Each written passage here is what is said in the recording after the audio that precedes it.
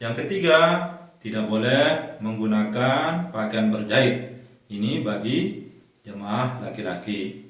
Yang keempat, tidak boleh menggunakan sepatu ataupun sandal yang sampai menutup mata kaki. Sebaiknya kita menggunakan sandal biasa. Yang kelima, kita tidak boleh menutup kepala seperti kopiah ataupun pakaian ihram kita ketika kita berada di atas kendaraan. Biasanya jemaah ketika capek dalam perjalanan bis, ini lupa kadang menutup kepala seperti ini dengan menggunakan pakaian ihram. Kemudian yang kelima, tidak boleh menutup muka ataupun menggunakan sarung tangan yang sampai menutup telapak tangan. Ini berlaku bagi jemaah perempuan. Yang keenam, tidak boleh bercumbu-cumbuan atau bersedap-sedapan. Ini bagi jemaah laki-laki yang berpasangan. Yang ketujuh, tidak boleh mencabut tumbuh-tumbuhan. Yang kedelapan, tidak boleh berkata-kata kotor atau bergosip. Yang kesembilan, tidak boleh menumpahkan darah. Dan yang kesepuluh, tidak boleh melaksanakan khitbah ataupun nikah ataupun menjadi saksi dalam pernikahan. Yang kesebelas, tidak boleh berburu hewan buruan di tanah haram. Yang ke-12, tidak boleh mengambil barang-barang ataupun benda-benda yang tercecer di tanah haram. Jemaah sekalian, inilah beberapa larangan ihram yang perlu diketahui.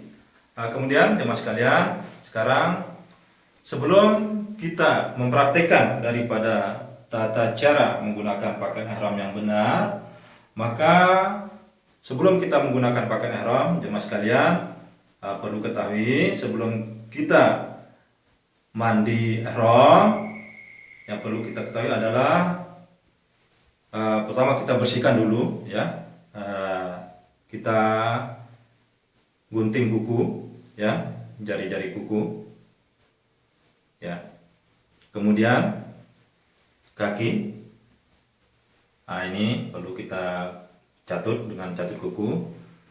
Yang kemudian setelah itu kita catut, bersihkan, rapikan bulu ketiak maupun bulu kemaluan. Selanjutnya setelah semuanya bersih, kemudian kita melaksanakan mandi ihram.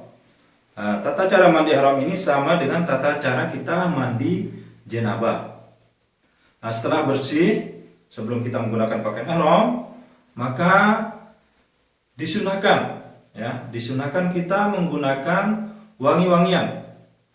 Ini sebaiknya menggunakan wangi-wangian yang tidak beralkohol. Ini wangi-wangian ya, kita lulurkan seperti ini, seperti mandi lulur ke tubuh kita seperti ini ya. Ini supaya apa? Supaya kita harum. Dan ini memakai wangi-wangian ini kita tidak menggunakannya di pakaian ihram, tapi justru di tubuh kita ya. Wangi-wangian kita sapukan di seluruh sekujur tubuh kita. Ini tempat kita menggunakan wangi-wangian. Setelah kita menggunakan wangi-wangian, maka kemudian lalu kita berpakaian ihram. Ini pakaian ihram kita ada dua helai pakaian ihram yang kita praktikkan sekarang ini ya. Jemaah sekalian, ini pakaian ihram untuk helai yang satu ini untuk digunakan di bagian bawah. Ini perhatikan ya.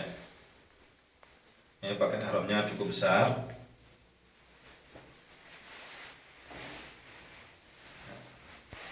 Ya, pertama-tama jemaah sekalian, ini kita renggangkan kaki. Ini lihat kaki, direnggangkan. Kemudian ujung ihram yang sebelah kiri kita pegang seperti ini dan kita angkat, agak angkat sedikit. Kemudian ke arah kanan. Nah, ini diangkat supaya nanti rapi. Kemudian yang kanan dibawa ke sebelah kiri seperti ini. Nah, kemudian dilepas, yang tadi ini dilepas. Kemudian ini diambil lagi, yang ujung ini diambil, diangkat sedikit, kemudian dimasukkan ke dalam. Ya, seperti ini. Nah, ini dilepas. Nah, kemudian ini yang diambil. Kemudian setelah ini ditarik seperti ini. Nah, ini kelihatan rapi. Seperti ini. Nah, kemudian kita gulung sedikit. Nah, ini hasilnya agak kencang. Walaupun kita tidak menggunakan ikat pinggang, ini insya Allah tidak akan terlepas seperti ini. Ya. Nah, kemudian kita perhatikan sebelah bawahnya. Ini kita menggunakan pakaian ihram di atas mata kaki, ataupun lebih sedikit seperti ini, antara betis dan mata kaki seperti ini. Ya. Nah, ini kelihatan hasilnya rapi karena tadi ujung-ujungnya telah ditarik ke atas. Jemaah sekalian, nah ini untuk pakaian ihram helai bagian bawah. Yang kemudian jemaah sekalian, untuk yang kedua, helai yang kedua ini digunakan untuk sebelah atas seperti ini. Ya.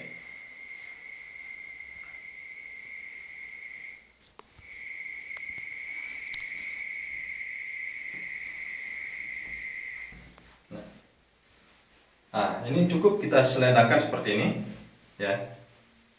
Nah, karena kita belum melaksanakan tawaf, jadi pakaian ihramnya diselendangkan sempurna seperti ini. Nah, kemudian jemaah sekalian, nah ini perhatikan, nah, saya masih pakai kopiah ini. Nah, ini sebelum kita berniat, karena ini adalah menggunakan tutup kepala, salah satu dari barang ihram ya, perhatikan. Nah, seperti ini. Nah, ini cara kita berpakaian seperti ini sampai kita akan menjelang tawaf.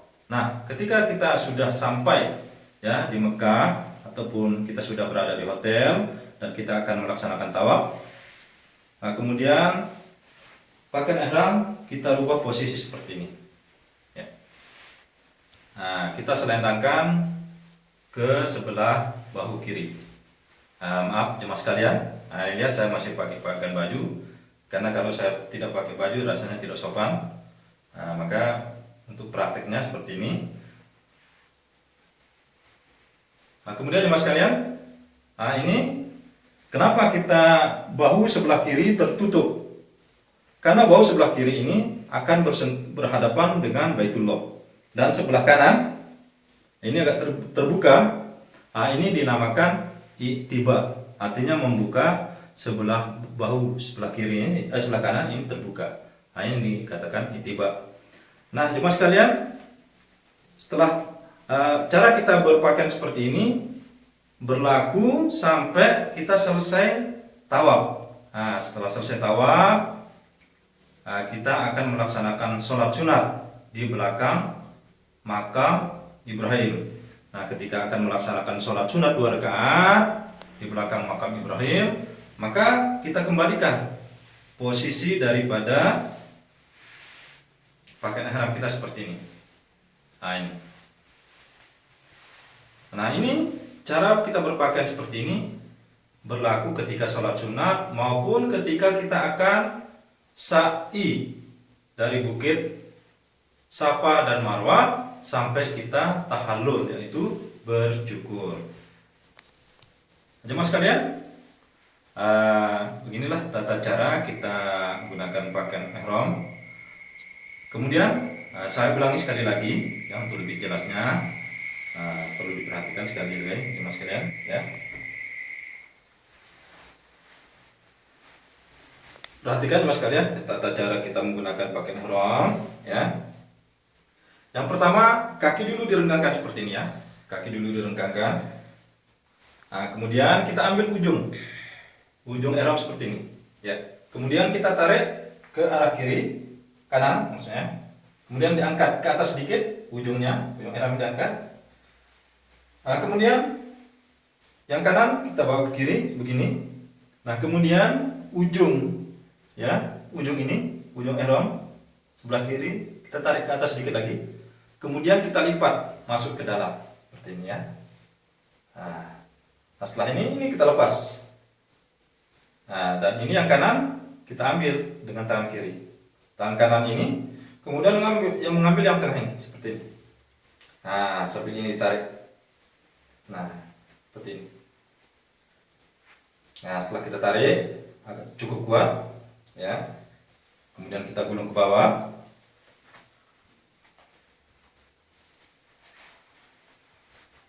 Nah, insya Allah ya, dengan seperti ini hasilnya cukup kuat walaupun kita tidak menggunakan ikat pinggang.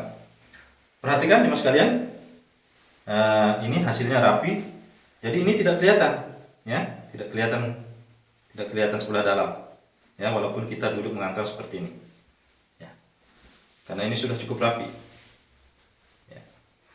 Walaupun kita duduk seperti ini tidak kelihatan ya sebelah dalamnya. Selanjutnya kita menggunakan helai yang bagian atas ya, bagian atas. Nah, ini mas kalian ya.